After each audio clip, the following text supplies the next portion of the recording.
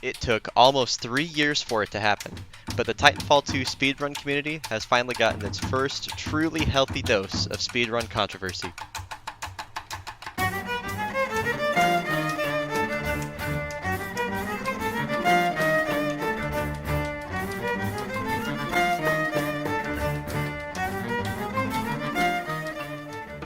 Before we get too deep into this, I'd like to provide a little backstory on Titanfall 2 for the uninitiated viewer.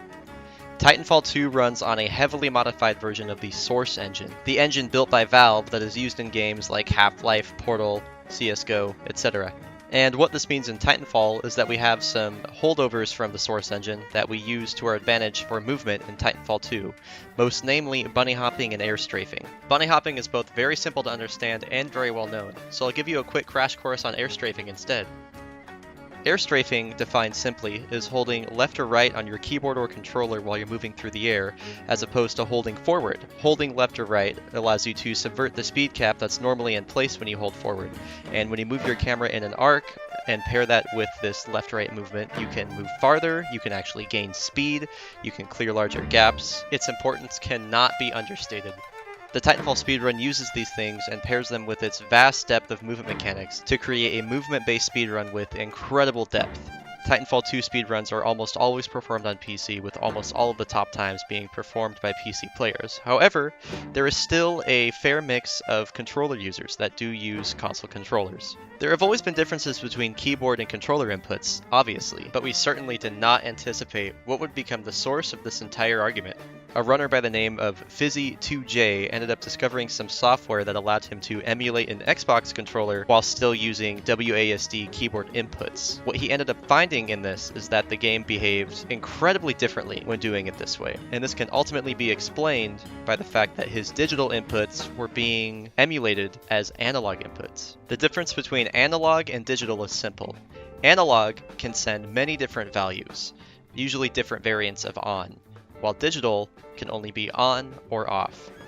For example, the joysticks on PS4 or Xbox One controllers can send many different values and are analog, and are thusly named analog sticks, whereas keys on a keyboard are only going to send two values, on and off. Those are digital. And the differing effects that these two methods of input have on Titanfall 2 lies at the core of our controversy here. So now the question becomes, why exactly is this a big deal? Well, it comes down to how Titanfall reads both analog and digital inputs and the different effects that they have on the movement itself, most notably in something known as the strafe lurch, which I'll let Fizzy2J himself explain here. Strafe lurching happens when you press a movement direction on keyboard within roughly 0.5 seconds of jumping. We use strafe lurching for techniques such as tap strafing and fizzy strafing to get around corners easier. It is possible to get multiple lurches with a single jump as long as you press the direction within about 0.5 seconds of the jump. This is what makes fizzy strafing possible. The longer you wait after jumping to do a lurch, the less of a lurch you will get. A lurch that you get 0.1 seconds after jumping will be more drastic than a lurch 0.4 seconds after jumping. Lurching happens whenever you press a button to choose a direction. But what happens if you choose a direction without ever pressing a button? This is what happens when you play Titanfall on controller, and if you use some controller emulation software, you can make the game think your inputs are analog when they're actually button presses. This allows you to remove strafe lurching entirely from keyboard movement, which lets us do some pretty cool things. When you learn to slide hop in Titanfall, one thing you end up having to get used to is pressing the strafe key before jumping. Otherwise you get a lurch that lowers your speed and sends you sideways. You also get used to the lurch you get from strafing back towards a wall after jumping off of it, as well as the lurch you get from strafing after a double jump. All of these things become trivial when you switch to controller emulation. Inputs become much less about order of execution and more about flow. And with the removal of lurching, not only do you stop losing speed from it, but you actually gain more because you get to air strafe more. And so that leads us to the question that nearly split the Titanfall 2 speedrunning community in two. Should this be allowed in runs? There are a lot of arguments that you can make for either side. And trust me, we had those arguments for 4 days straight. We bickered over this constantly until we finally decided that we are a self-governing community and we can come to a vote and decide this for ourselves. So on one side of the argument, you have the opinion that this should be allowed and legal for leaderboard runs. What the software allows you to do isn't necessarily different than what can be attained via hardware. Theoretically, you could achieve a near identical result with a controller in one hand and a mouse in the other. And using this software makes input methods like this more accessible, and it gives more freedom for runners to run the game how they like. There's an argument that banning this software adds an artificial paywall to this unique method of input. There are already hardware methods that are readily available that accomplish the same thing, like the XIM adapter for consoles, which a current runner actually was using at the time.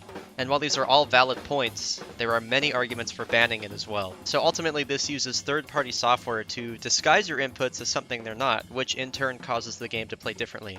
There's a degree of separation there where an A press is not exactly a left analog stick movement. Those are directly different. It's not the same as using hardware combinations such as controller in one hand, mouse in the other, because you're not making the raw human inputs. You're masking them as something else entirely. And for as long as speedrunning has existed, there has been and always will be differences in platforms and hardware.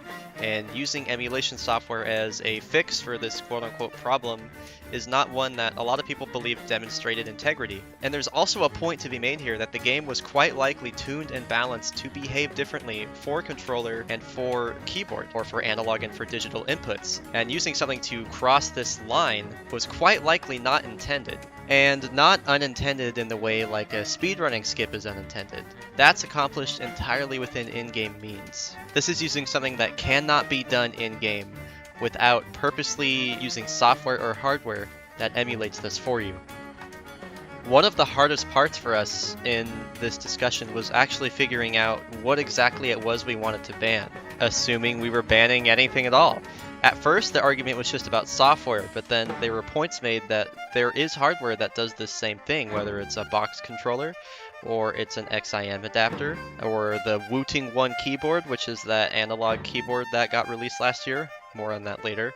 So eventually we actually found common ground that if we were going to ban anything, it was just going to be digital to analog emulation or analog to digital emulation. We agreed it was okay to emulate analog to analog or digital to digital. For example, using third-party software to make a Switch Pro controller compatible with a PC. That's perfectly fine. Even if it's changing your Switch Pro controller to be masked as an Xbox controller, that's analog to analog. What we also deemed was okay was being able to bind a D-pad on a controller to keyboard cues, WASD, because you're binding digital inputs to digital inputs. There's no crossover there. So we decided what exactly we were going to be arguing on, and then we had the vote on it. And ultimately, as a community, we voted 33 to 20 to ban analog to digital and digital to analog emulation. We also had a second vote as well that said, assuming ban passes, do you want to ban just the software or the hardware as well? And as you can see here, the votes were overwhelmingly for banning the hardware.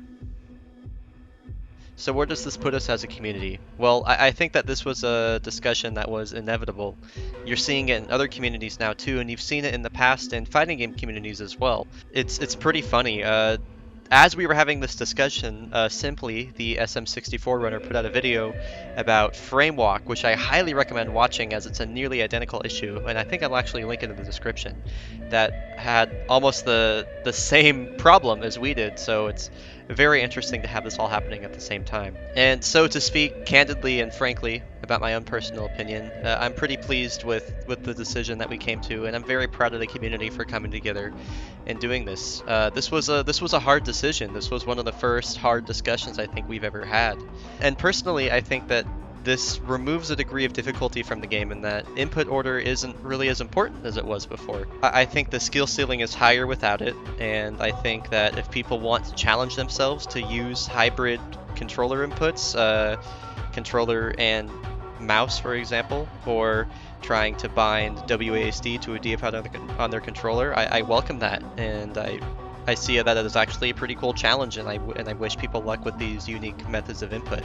In speedrunning, you can argue that this emulation makes things more accessible, but sometimes in speedrunning, accessibility in this way isn't always the answer.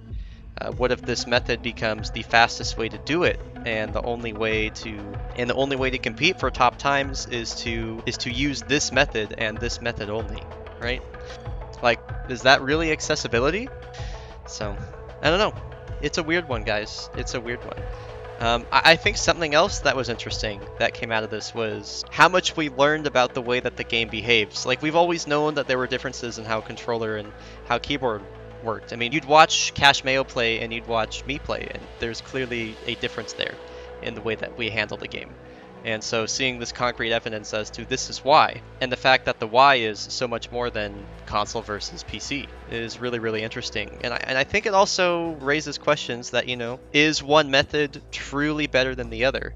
I mean, in terms of aiming and precision, a mouse is always going to be better, but what about actually moving through the game? Is it better to have this free-flowing form of movement, or is it better to have the kind of erratic, tap-strafing, sharp corners that we have with keyboard? There are benefits to both. There are pros and cons to both. It's really interesting, and I think it just continues to show how special of a game Titanfall 2 is, and how little we know about it still. Not that we don't know a lot, but just still that we're learning things about it. So, in any case, the new rule set is on the leaderboards now. The emulation is officially banned, and we'll move forward as a community and see where to go from here.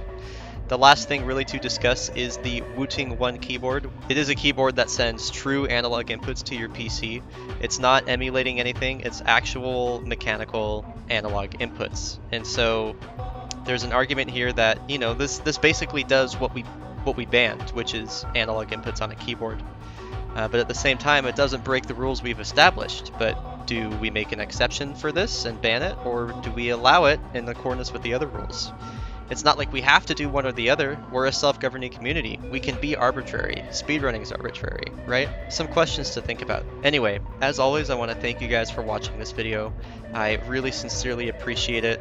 I love telling everybody about what's going on Titanfall. I love sharing my passion with this game. And, you know, if there's anything that I learned from all this, it's that we got a really great community of very passionate players, judging by the heated arguments we had. So please take care of yourself, and peace everyone. I'll see you on the frontier.